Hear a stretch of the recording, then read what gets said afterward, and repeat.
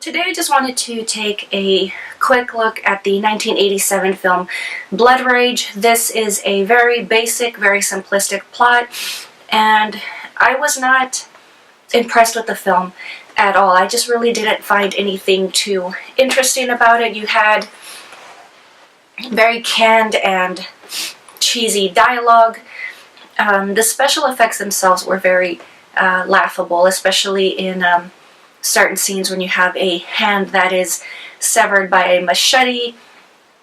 You've also got a woman who's basically just cut in half, so she's separated from her lower half, but it's just very plasticky in some situations, very waxy looking and extremely fake. But obviously this film is well liked amongst some people. I just really didn't care for it too much. So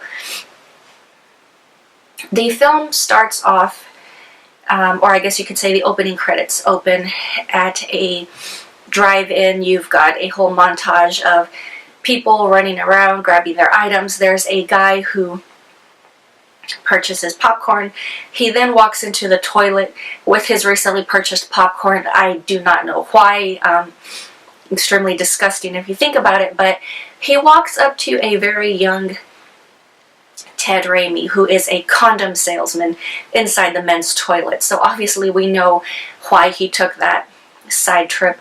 So we eventually skip to a young couple. They're making out inside of their vehicle. The woman is hesitant to go further because her young boys are in the back seat of, or in the back of the station wagon. She takes a look back. She sees that they are asleep, so she pretty much just gives her husband the green light.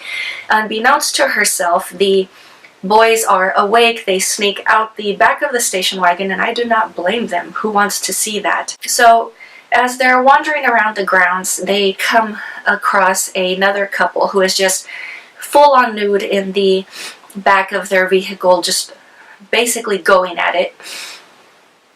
And one of the young boys pretty much just takes a hatchet to the young guy in the back of that vehicle, which is of course Mr. Toilet Condom Guy. His young brother, at witnessing this, becomes catatonic, and obviously the smarter of the brothers rubs the blood onto the other one and puts the hatchet or the axe in his hand, essentially framing his younger brother. So I really haven't given too much away here. This is basically just the opening sequence which sets up the film. Of course, we skip to, I believe it was roughly 20 years later or so.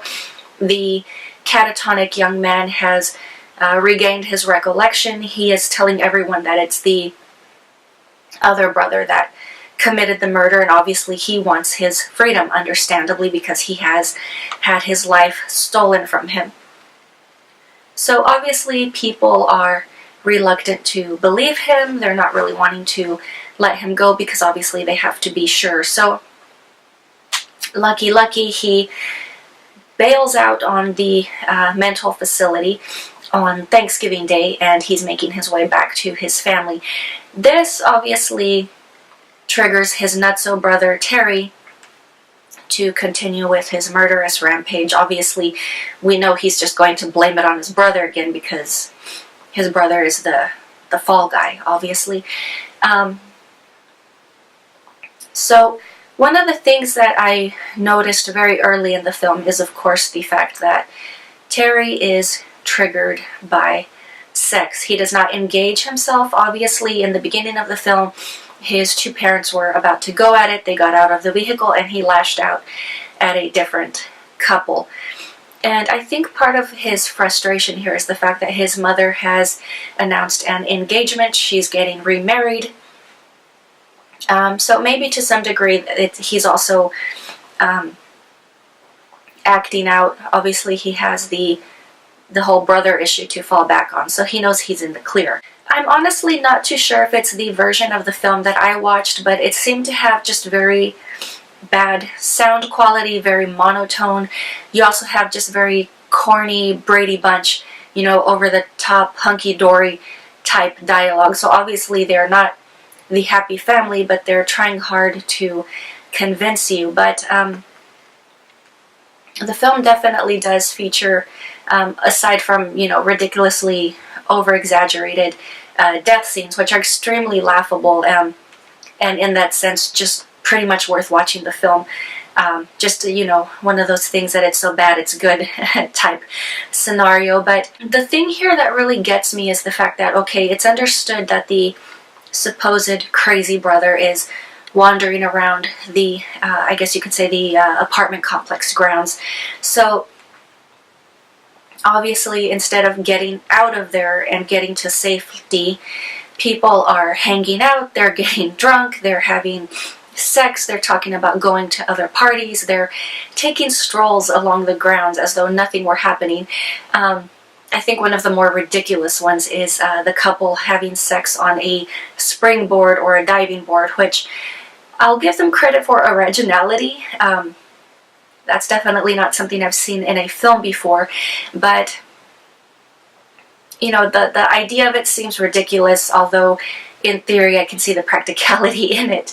But you know, it just has a bit of you know, just far-fetched things like this throughout the film. So of course these crazy kids going about their business and ignoring all of the murders pretty much do not bring mention of the police until roughly about an hour into the film. By then pretty much everyone in their group is pretty much dead.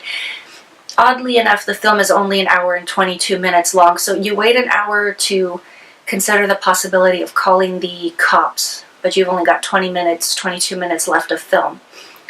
There's a lot of logic there, huh?